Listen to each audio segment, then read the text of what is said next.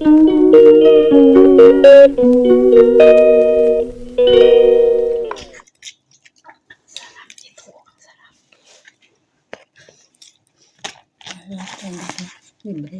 Napakasarap. Tapos,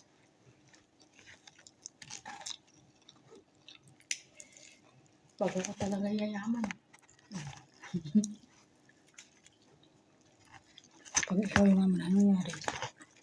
Palayasin mo siya.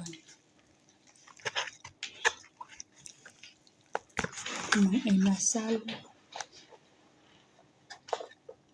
Ito ko yun.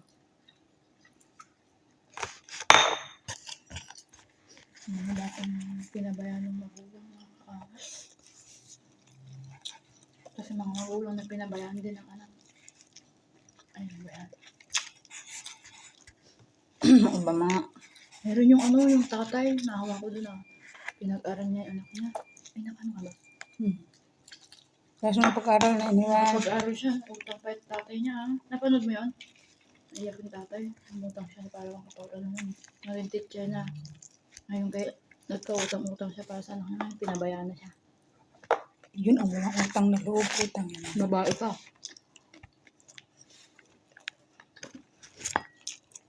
Ang utang na loob yun. Dahil mabait naman yung tatay na. Single parent. Single father. Mabait na. Ang mga Mabait yung tatay niya. anak. Niya pinabayaan. Ang utang na loob nga. Mayroon mga anak na gano'n. Tapos pinag-aaral ka pa, nag-lecture ka pa. Bakit mo pabayaan yung magulang mo? Tatay na.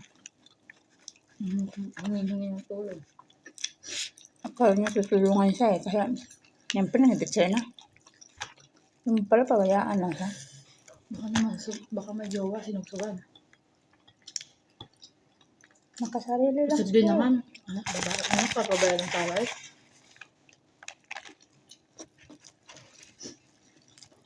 Bayaran niya yung ginastos ng tagal na sa kanya. Yung mga utang-utang ng tatay niya, bayaran niya. Tapos iba naman, meron yung matanda sa Ikulaga. Mayaman. Hindi mo lang siya tignan ng mga anak niya kasi may mga sarili na silang buhay. Mayaman din yung mga anak niya. Hindi mo lang sila tignan, hindi mo lang nila tignan yung nanay niya. Porkit ba mayaman na hindi walang problema. Ano iyak yung matanda? Busy kasi yung kanyang mga buhay. Pag mag-isa mo na lang talaga, may sarili ng mga gusto ko.